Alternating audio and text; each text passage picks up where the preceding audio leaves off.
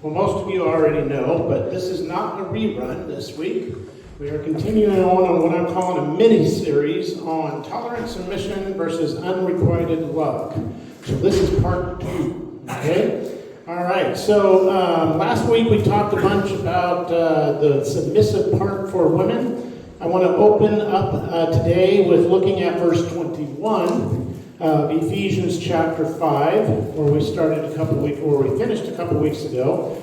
And that says, submitting to one another in the fear of God. So right there we have submitting. Before we even talk about the wives submitting, we're supposed to be submitting to one another. And I kind of believe the one another. We do that a lot. It's reciprocal. It's returned. The feeling and concept is returned when we are submitting to one another, and we're doing it in the fear of God.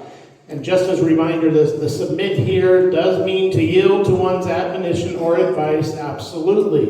Okay? And that was important to note that it's to one another in the fear of God, because then the next verse we saw that it said why. Well, actually, we're going to read today's passage, verses 22 through 33, and pick up where we left off last week. So, again, this is Ephesians chapter 5, and we're starting in verse 22. And it says, wives, submit to your own husbands as to the Lord.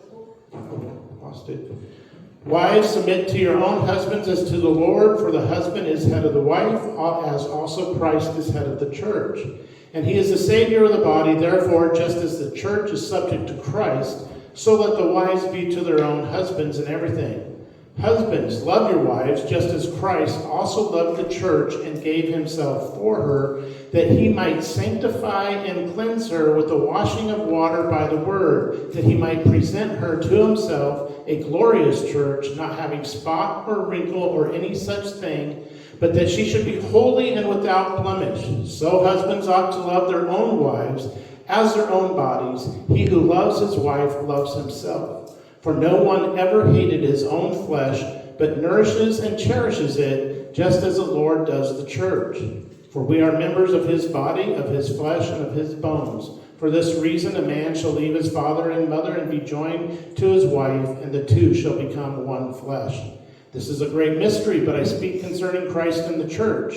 Nevertheless, let each one of you in particular so love his wife as himself, and let the wife see that she respects her husband. Okay, and so as I was saying, we covered verse 22, and I pointed out that wives, submit to your own husbands as to the Lord, for the husband is the head of the wife. That was Paul speaking to the women, right? Paul's plainly, clearly saying, wives, submit to your own husbands. So it is up to the wife to determine if she is serving Christ in the way that she wants to serve, that she needs to serve Christ, to determine what that looks like, okay? And we briefly covered, more extensively covered, but I wanted to hit the high points here. What submit is not, and again, tolerant, and it's not. We talked about 3 different definitions that slowly progressed, and this is the definition that we kind of think of the word tolerance today, and it's is to endure with repugnance. You don't have to approve of what you allow, and in fact, tolerance implies that you don't. It's not the way wives are supposed to be submitting to their husband. It doesn't say wives be tolerant of your husbands. And also we learned that it's not subservient, serving or acting as a subordinate. And we saw that a subordinate is placed in or belonging to a lower order or rank of less importance and inferior. So the women are not inferior because they are submitting to their husbands. They are of equal value, equal import, and they are choosing to submit to their husbands. And so I said, this is not what submit is last week. And for the men paying attention, it's not this either, okay? And what I picked this one, I had this image of this, and I found this one. And this is the one. Look at the look on her face. Okay? Look at the look on her face. This is not loving your wife, and it's not her submitting to you. Okay? So now, before I go on to the next thing, I want to bring forward a verse that we looked at in a passage that we looked at last week, and that was in 1 Peter chapter 3, verse 7. We looked at verse 1 earlier, where it was talking to the wives. It says, husbands likewise dwell with them with understanding, giving honor to the wife, that your prayers may not be hindered. And again, this is directed at the husbands, and we have another likewise. When you see a likewise, you want to know who was wise and who you want to be like. And we saw that last week in verse 21, and we applied it to the women, and we can apply it to the men today. And it says, "For this you were called, because Christ also suffered for us, leaving us an example that you should follow his steps." So that is the likewise. That is who we are trying to be like, is Christ. And he left us an example of how we are to behave. And if we look, I glossed over it when I first read it, but look at what it says in verse 7 of chapter 3 of 1 Peter. It says, "Dwell with them, your wife, with understanding, giving honor to the wife." And what happens, I had to take some of it out to fit the slide, but what happens if we don't do that? If we do that, it says that your prayers may not be hindered. When you are not loving your wife the way she's intended to be loved, and you're not treating her the way, it's kind of hard to have a serious conversation with God when you're not doing your part. And so that your prayers may not be hindered is why we need to be giving honor and understanding to the wife, okay? Your wife, okay? So this week, what I want to cover in the passage directed to the men, the husbands, is Christ as our example. That's the first thing we see in this passage, starting in verse 25. It says, "Husbands, love your wives, just as Christ also loved the church and gave himself for her." And again, we see husbands. Husbands, love your wives. Again, Paul is directly addressing the husbands, so the husbands should be, tuning their ear in and paying attention to this letter that Paul wrote, because he's specifically directing the husbands on what they're to do, okay? And it says, "Just as Christ also loved the church." Okay, so now that "just as" means that's our example. We saw there was our example in 1 Peter. And the thing about 1 Peter, if you're in chapter 2, and then all of a sudden you jump to chapter 3, verse 7, you forget maybe what you read in chapter 2. So Paul puts it really close together here and says, "Husband, love your wives, just as Christ also loved the church." Okay, so we're seeing that who we are supposed to emulate in our love for our wives. Okay, that's fine and dandy, but also I want to briefly touch on what is love. I mean, how are you supposed to know what to do, what Christ's example was, if you don't have a clear understanding of what love is? Okay, so to love, this here is the verb form of love, okay, agapeo, okay? And it's, I want you to note that it's chiefly of the heart, wholehearted, unconditional, and devoted down there in the Greek. And again, this is the verb form. This is the action form of love. And it's not, and I highlighted that G5368, that's another Strong's word for filio or philo type love. It's not that, because philo type love is more chiefly in your head, in your brain, okay? You can think you love your wife, but this agape is the action of loving your wife, okay? And so again, we all are familiar with the term agape. We say it a lot in the church world, agape love, divine love, that wonderful love, okay? And it's a love, affection, on or benevolence, okay? So now that we know what love is, I want to see now we know the meaning of the word. We need to know what that looks like, okay? So how do I love thee? Let me count the ways. Let me guess where we're going to next, okay? We're going into 1 Corinthians chapter 13. The best definition, the best biblical definition of love we see in 1 Corinthians chapter 13 in 4 verses, actually in 3.1 verses or so, okay? All right, 4 through 8 in the first part of 8. I'm not going to cover all of it because I don't have that much time. I picked the ones that, being a man and being troubled with some of the things on how to show love, they may not be difficult ones for you, but they can be difficult ones for me. I think these apply to men. So the first one we want to look at is, well, let me read the passage first. It says, "Love suffers long and is kind. Love does not envy. Love does not parade itself, is not puffed up, does not behave rudely, does not seek its own, is not provoked, thinks no evil, does not rejoice in iniquity, but rejoices in the truth, bears all things, believes all things, hopes all things, endures all things. Love never fails." Now, is there any men here that feel like they meet up to that definition of love? If so, okay, you can be dismissed, but I don't see anybody leaving yet, okay? All right. Okay, so suffers long is the first one I want to look at. And what this is saying is that to be patient in bearing the offenses and injuries of others, and then specifically men when dealing with your wife, to be mild and slow in avenging. Okay? Don't hold a grudge. If you have a difficulty in your marriage, a disagreement, okay, don't hold a grudge, because you start holding grudges and then you're not going to be mild and slow in avenging. You're going to see how you can get the upper hand at the beginning of the next argument, okay? So we don't want to do that. But also see that love is kind, okay? Kindness translates love into action. Okay, so to love is to be kind, and that's what we is, and we see that in Proverbs chapter 15, verse 1. A soft answer turns away wrath, but a harsh word stirs up anger.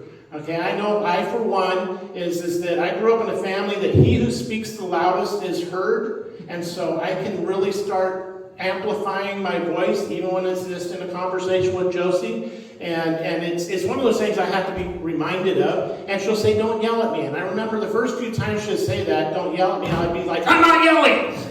Right? Because I didn't think I was yelling, and so it touched a point on me that I was like, no, I'm not yelling, I'm just discussing, I'm trying to talk. So it's one of those things, a soft answer, keeping your voice in a manner that the wife doesn't feel like that you're just overbearing on her and you're just trying to be the master and Lord we talked about, but that you're talking and communicating in a manner that does not worry about what the next thing that's going to happen is, right? And so a soft answer turns away wrath, but a harsh word stirs up anger. Because I guarantee you, when I responded that way, the response was, Josie has never yelled at me. I don't know how she does it. Okay, because I don't think I've ever heard her yell. But anyway, but it does stir up anger. It does when it becomes this point where you're not, you're worried about what you're getting out of the situation instead of what you're supposed to be supplying to the situation. Okay? And so the next one is does not parade itself, is not puffed up. And I put these two together because I have to say this is the first thing that came to my brain when I saw that put together, right? Because this is the way men behave when they think they're all that bag of chips, right? They puff themselves up and flexing at speech. I don't know if you know the history of this, but there's an actual comic book that came out. How many remember when you were a kid? The guys probably remember this. You see the little guy at the beach, and he's getting beat up by the big guy at the beach, and it's this thing you can order to learn how to be the tough guy at the beach. They made a sarcastic comedy about that ad, and that's what this is, and how this guy's all puffed up and proud of himself, okay, and parading himself. This is not what I look at it this way is, I know and I've seen it happen in other men, so I hope I can generalize this. We want our wives to recognize the things we do, yet we don't often recognize the things the wife does. We do something and we're kind of like, ooh, look what I did, right? Ooh, look, no, right? You know the old Tim the Toolman, right? You remember all that stuff? But, you know, how would you like it if every time your dinner got put in front of you, you're like, the wife was like, ooh, look what I did. Yeah, or she washed your clothes and put them away for you, even though you could have put them away or washed them or whatever. And she's like, ooh, look, I did your... It doesn't work that way, okay? We shouldn't be looking for our own back to be patted because you're going to break your arm if you try to do that, right? And so that's this imagery of do not parade itself is not puffed up. That's not what love is about. The other one is not provoked, okay? Face it, the longer you're married, the more easily it is to know how to be provoked or how to be provoking, right? And so it's not provoked. And so I thought about this, is that even if your wife is poking you, the bear, you're not going to take the bait, okay? You're not going to be provoked. You're not easily provoked. You're not going to go there, okay? And then we end with bears all things, believes all things, hopes all things, endures all things.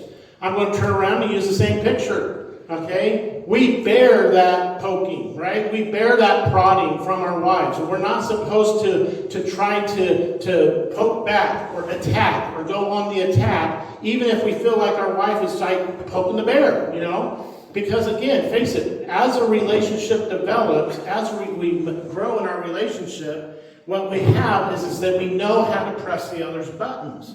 So don't ever be the one that presses the other's buttons. And men, as the leaders of the home that we like to always claim, it's important for us to be the one to take that step. If you think your spouse is being the one that's doing the poking, you just sit there and take it and endure all things and bear all things, right?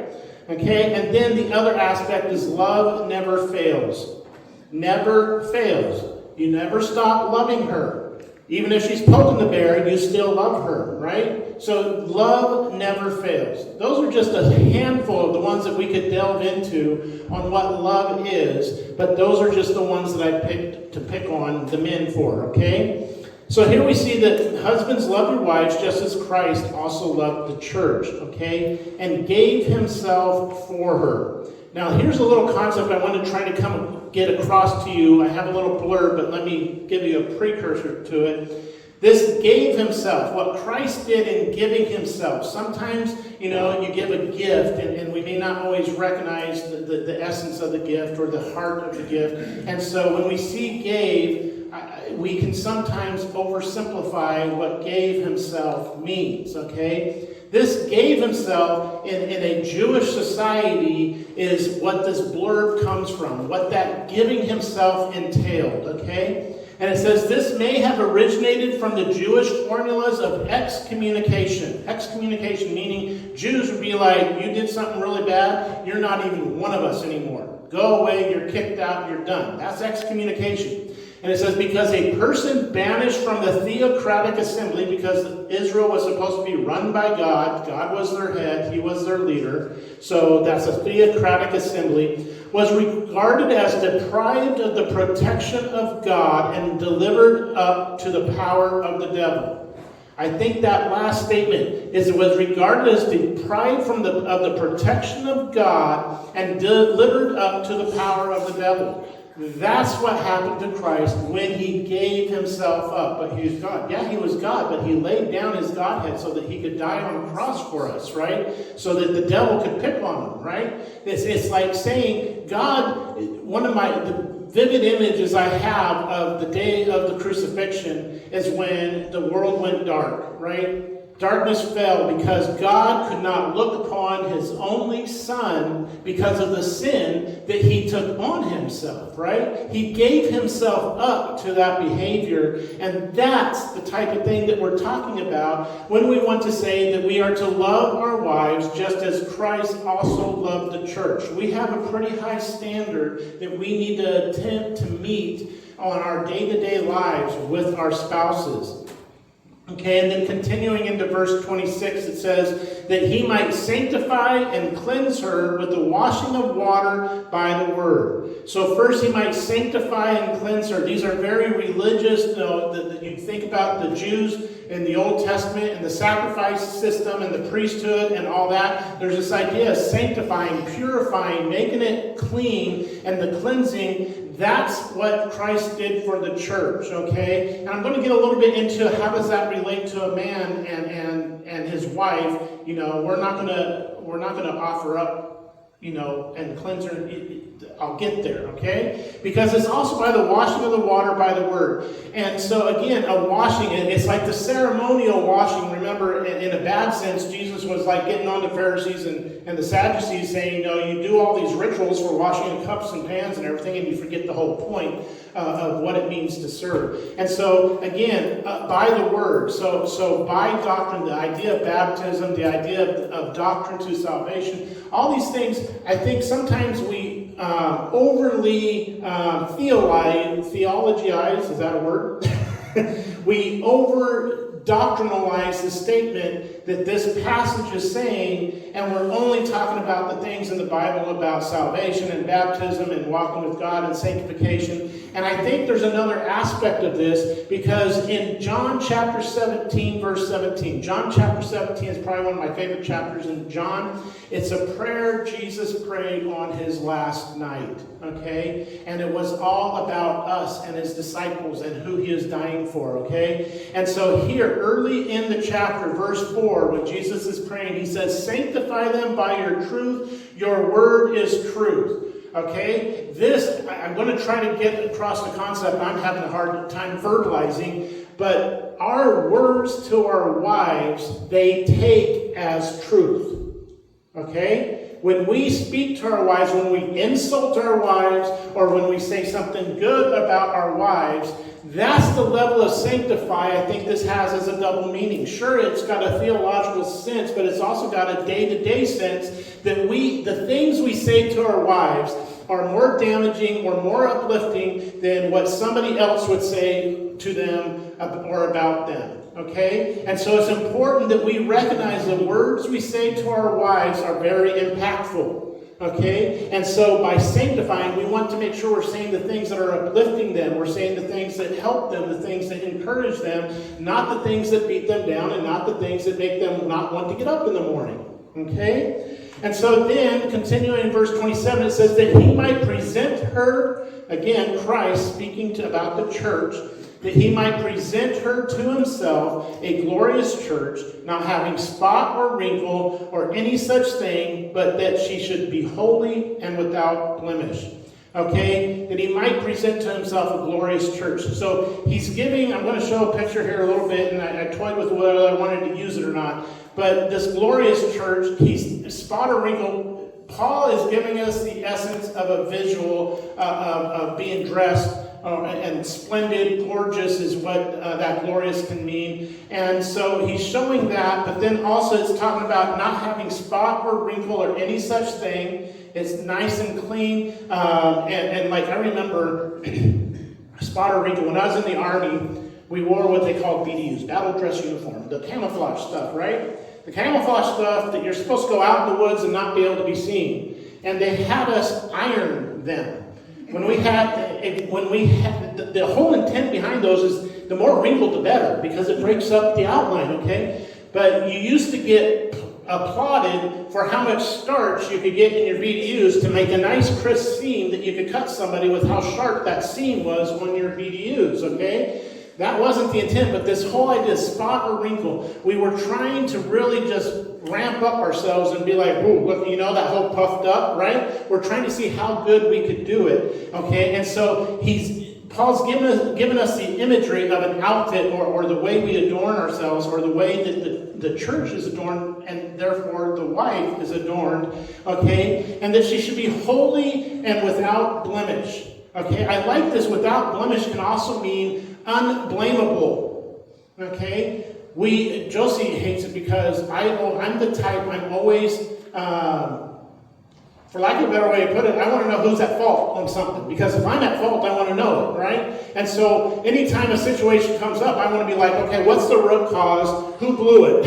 Right? That's kind of just the way my mind works, is I want to fix the problem, so I need to identify where the problem was at. But this without blemish, it means unblameable. Okay? You're not trying to heap that, well, I did this because you did that, or I did this because you're like this, or I did that. That doesn't work, okay? Because she's supposed to be unblameable in our lives because of the amount of love we have for her, just like Christ. How would you like it if Christ was like, oh man, I don't know, you did that yesterday, and now you're in church? Wow, I don't know about you. How would you like it if that's the way Christ? We are his bride. We are the bride of Christ, the church. And if Christ behaved to us in that way, it's kind of a cliche, that whole, what would Jesus do? But there's some truth. A lot of the cliches do start with the level of truth behind them. We should be thinking, and not necessarily what would Jesus do when I interact with my wife, but what would Jesus do if he saw how I interacted with my wife, right? That type of thing. Those are the things we need to be aware of as men, okay? Because holy and without blame. So this here is the image that I came up with because, again, it's a visual. I would have put a picture of Josie's wedding, our wedding picture, but I think she would have killed me for it, okay? So I'm trying to show love to Josie by not picking on her, okay? And so I put a little picture of a church steeple in there. But this is the idea, okay? You see that. It's a glorious church, no spot, wrinkle, holy and without blemish. I purposely positioned that picture there so you can see the words that stand out as far as what this is reflecting. It is reflecting something that is glorious. It is showing something that has no spot or wrinkle, and it's holy and it's without blemish, right? That's what this is imagery that Paul is giving us when he's saying what Christ did for the church, okay?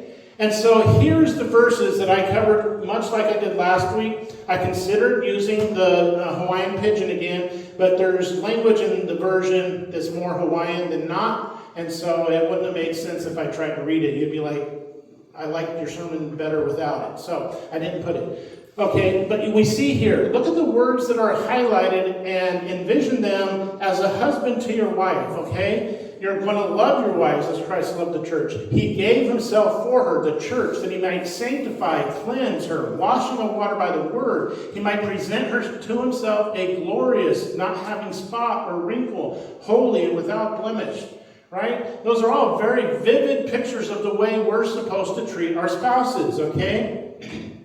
And so I wanted to move on with a quote that I got from Barnes' Notes on the Whole Bible, a portion of it, to kind of give you the import. So I talked a little bit about the fleshly interaction, the whole dynamic of being married and everything, but there is a holy aspect to it, and I think that this passage from Barnes' Notes on the Whole Bible sums up nicely that I like. And it says, he, the husband, he is bound to live as not to interfere with her salvation, but so as to promote it in every way possible.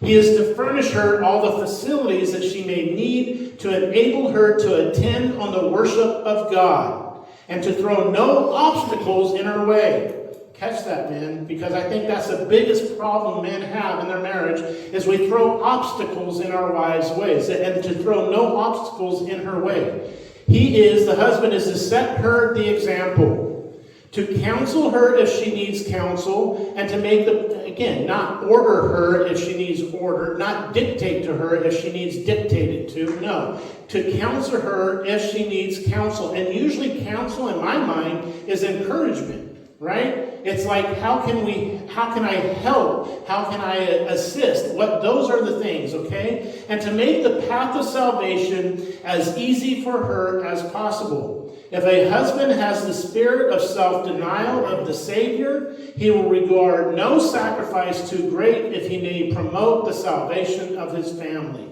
Okay? That's the level that men are supposed to love their wives. Okay? And so before I talk about myself, this was all about Christ. Christ is our example. Okay? I told you this was going to be a double portion for the men, and I'm going to share next week what some might consider easier to accomplish than what we just covered today. Because with Christ as our example, we can't meet that. Okay? And that's why I'll explain my so what too, as when I get there, is that we can't get there. We cannot be Christ-like. We're trying, we put effort in, we pray, seek God, but we're still human. And this side of heaven, we're never going to get there. Okay? And so that's the thing that we need to remember, and that's the piece that next week I'll show you some of the more attainable things, because it's from the viewpoint of loving ourselves, right? Every man loves himself, right? At least that's what the Bible says. Okay, that will be next week, but the so what for this week. The bar has been set pretty high for how men are to love their wives. That bar was set by Jesus when he gave himself for the church. Husbands should remember that before criticizing their wives. Because I struggle with what word, and criticizing might seem a little harsh, but I'm not saying you're always doing it, but we need to recognize, again, the words we say to our wives impact them dramatically, okay? The words we use. And so we need to be careful, you're not submitting right, or you're this, and don't hear what I'm not saying. I know we joke about it, so I'm not picking on an individual that said he was mad at me today. No, it's about... it's in jest is one thing, but make sure that it is in jest. I told Josie all the time, I don't joke about anything that I'm serious about. Meaning, if I'm laughing and joking about something about, oh, you're not submitting to me, and I crack up and laugh and everything, she knows I'm not serious. And she has at times called me on the carpet if I joked about something that she goes, well, you kind of feel that way, don't you? And I go, you're right, I'm sorry. And so there's things that I won't joke about because I don't want to give her mixed signals, right? That's the whole thing about when I said last week, communicate.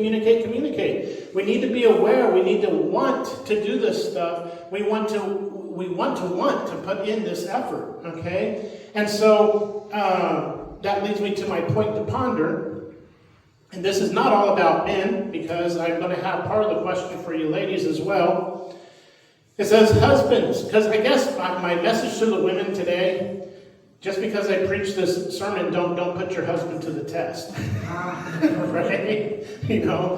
Love, respect him, all right? So husbands, how can you show your wife your love for her this week? And wives, how can you be more aware of your husband's efforts?